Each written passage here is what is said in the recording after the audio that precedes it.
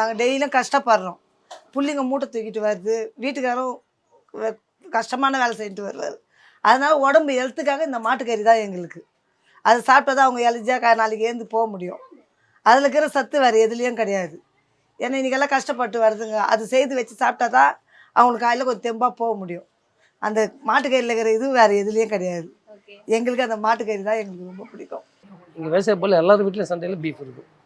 பீஃபோ சிக்கனோ மட்டன்றது rare. ஏன்னா இந்த விவசாய பொருள் பொறுத்த வரைக்கும் சொல்கிறேன். மட்டன்றது எப்படின்னா பெருமைக்கு சாப்பிட்றவங்களா இருக்கலாம். நான் ஆட்டுக்கறி சாப்பிட்டேன் அப்படின்னு சொல்கிறவங்களா இருக்கலாம் நிறைய பேர். அது அந்த பெருமைக்காகலாம் கிடையாது. சாப்பிடணும்னு நாங்கள் சாப்பிட்றோம். எங்கள் உடம்புக்கு வேணும்னு சாப்பிட்றதா பீஃப் தான். நல்ல குவாலிட்டி தான். இதில் குவாலிட்டி தப்பு கிடையாது. உடம்புக்கு நல்ல பொருள்.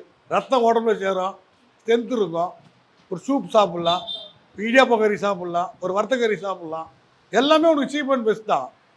4 இடியாப்ப கறி 80 ரூபா, ஒரு 100 கிராம் கறி வாங்கினா 60 ரூபா. அதுதான் அவங்களுக்கு ஸ்ட்ரென்த்து.